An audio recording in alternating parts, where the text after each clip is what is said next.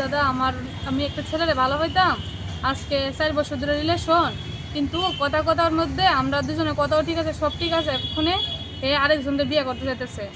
কারণ আমার আগে বিয়ে ছিল, হের মা বাবা রাজি না এটার মধ্যে। তো আমার কইছে আমি রিলেশন আইতাম না, হেরা না করছি যে আমি রিলেশনে যাইতাম না তোমার লগে। কিন্তু হের মা বাবা কইছে যে আমার মা বাবা রাজি থাকতে লাগবে না, আমি তোমার লেগে খামো, দরকার লাগলে আলাদা খামো, আমার বাবা রাজি না থাকলে হইব। তার লেগে আমি কীটা করছি, হের লগে রিলেশনে গেছি।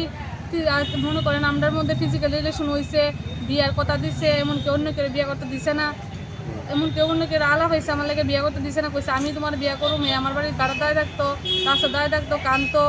তারপরে দিয়েছিল আমার থেকে টাকা পয়সাও নিয়েছে, কিছু নিয়েছিল। এখন কি হয়েছে, আমি থানার মধ্যে আইসি কারণ কে হ্যাঁ আশীর্বাদ আজকে গেছে, বিয়ের ডেটও ফিক্সড হয়ে গেছে। এখনই আমার বিয়ে করতে নাই, অন্য কারোর বিয়ে করবো। এর আগে একটা রিলেশন আসছিল, একটা মেয়ের লোক রিলেশন আসছিল, আগে একটা মেয়ের রিলেশনে কথা দিছে বিয়ে করবো, এই মেয়েটার বিয়ে করছে না, ছেড়া দিছে।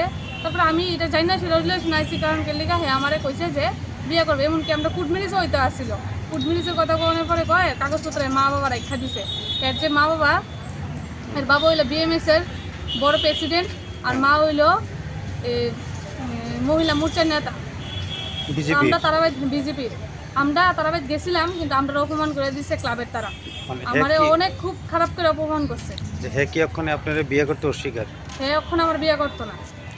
কত হইলো হয়তো যতদিন ইউজ করছে আমার ইউজ করে রাখছে। এখন এর কোনো ইচ্ছা নাই আমার বিয়ে দিয়ে না করার। নাম কি? এর নাম কি? এর নাম হচ্ছে জয়দীপ দেবনাথ, বাড়ি হচ্ছে গা আড়াইলা দত্তপাড়া। সে কি